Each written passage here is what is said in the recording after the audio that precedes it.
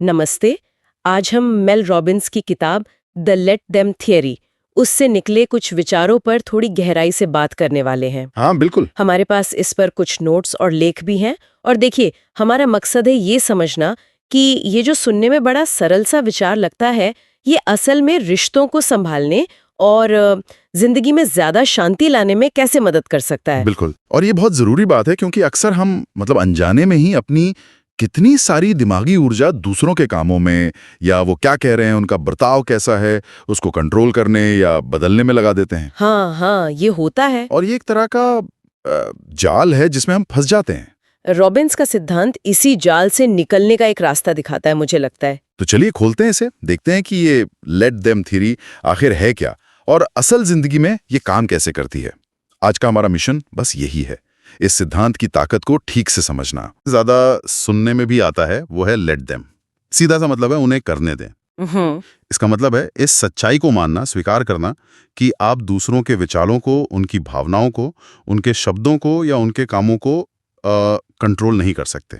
ये आपके कंट्रोल से बाहर है। ये सुनने में जितना आसान लगता है ना, करने में उतने ही मुश्किल हो सकता है।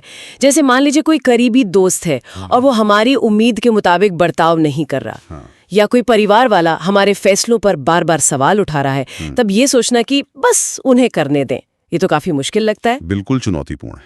और इसीलिए लेट देम का मतलब ये नहीं कि आप उदासीन हो जाएं या कोई गलत बर्ताव कर रहा है तो उसे अनदेखा कर दें, नहीं। अच्छा, इसका मतलब है अपनी ऊर्जा को उस लड़ाई से हटा लेना जिसे आप जीत ही नहीं सकते, और वो लड़ाई है किसी और के दिमाग या व्यवहार को बदलने की। उनकी प्रतिक्रियाओं को बदलने की कोशिश छोड़ देना, बस यही लेट देम का पहला कदम है। ठीक है, तो मान लिया हमने अपनी एनर्जीज, अपनी ऊर्जा वहां से हटा ली, फिर क्या होता है? वो ऊर्जा जाती कहाँ है? कहीं कोई खालीपन तो नहीं आ जाता? नहीं, यहीं पर आता है सिद्धांत का दूसरा और मेरे ख्याल से ज्यादा शक्तिशाली हिस्सा, लेट मी, मतलब मुझे करने दे। अच्छा, लेट मी। हाँ, ये उस हटाई हुई ऊर्जा को वापस अपनी तरफ मोड़ने के बारे में। आप दूसरों को कंट्रोल नहीं कर सकते, ठीक है, लेकिन आप किसे कंट्रोल कर सकते हैं? खुद को, अपनी प्रतिक्रियाओं को। एकदम, खुद को, अपनी प्रतिक्रियाओं को, अपने चुनावों को, अपने कामों को। अच्छा, तो मतलब जब बाहरी स्थिति हमारे हाथ में नहीं है, तो हमारा ध्यान इस पर जाना चाहिए कि हम उस पर रिएक्ट कैसे करते हैं। बिल्कुल सही। मान लीजिए जैसे आपने कहा, किसी दोस्त की बात आपको बुरी लगी, ठेस पहुंची। ठीक है। अब लेट देम का मतलब है, ठीक है, उन्हें उनकी राय रखने की या वैसा महसूस करने की आजादी देना, क्योंकि आप उसे बदल नहीं सकते, है ना? हाँ, सही। लेकिन लेट मी आपको ये शक्ति देता है कि आप ये तय करें कि आप इस सिचुएशन में क्या करेंगी। क्या आप एक सीमा तय करेंगी? क्या आप उनसे इस बारे में शांति से बात करेंगी, या शायद उस रिश्ते से थोड़ी दूरी बना लेंगी? ये चुनाव आपका है, और यही आपकी असली ताकत है। तो असली पावर बाहरी परिस्थितियों को बदलने की कोशिश में नहीं, बल्कि अपनी अंदरूनी प्रतिक्रिया को चुनने में है। ये सोचने का एक अलग ही नजरिया है। और इसका सीधा असर आप देखेंगे हमारी मेंटल पीस पर पड़ता है। सोचिए कितना स्ट्रेस, कितनी चिंता कम हो जाती है जब हम उन चीजों पर अपनी कीमती ऊर्जा लगाना बंद कर देते हैं जो हमारे कंट्रोल में है ही नहीं। हाँ, ये तो है। ऐसा लगता है जैसे कोई बोझ उतर गया हो। बिल्कुल, जैसे कोई भारी बोझ हम अनजाने में उठाए घूम रहे थे, वो उतर गया। और इसका रिश्तों पर क्या असर होता है?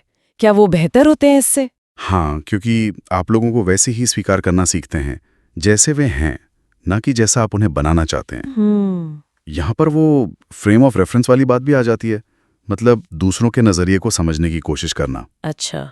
इसका मतलब ये नहीं कि आप उनसे सहमत हो या उन्हें बदलने लगे, नहीं, बस ये समझना कि उनके अनुभव, उनकी सोच उन्हें वैसा क्यों बना रही हैं। जैसे मेल रॉबिन्स ने अपनी माँ के बारे में बात की थी। हाँ, मैंने पढ़ा था वो कि वो उनकी शादी के खिलाफ क्यों थी। मेल ने अपना फैसला नहीं बदला, लेकिन माँ के नजरिए को समझने से कड़वाहट कम हुई।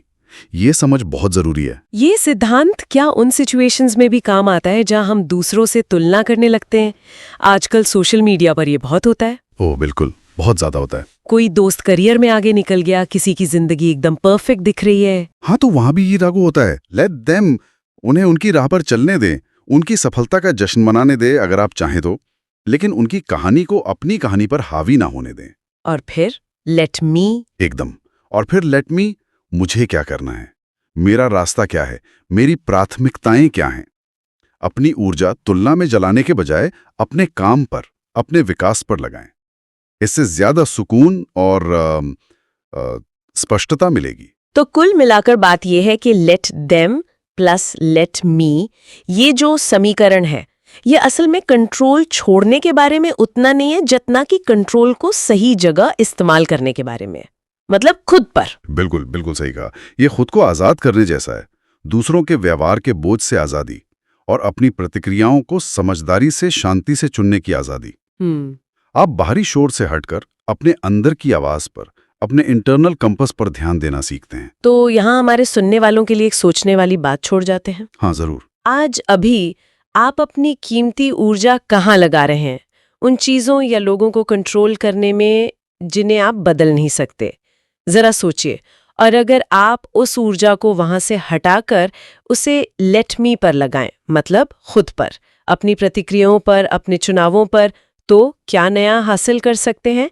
कौन सा एक छोटा सा लेट देम या लेट मी आज ही बस एक प्रयोग की तरह आजमाया जा सकता है? इस पर जरूर सोचिएगा।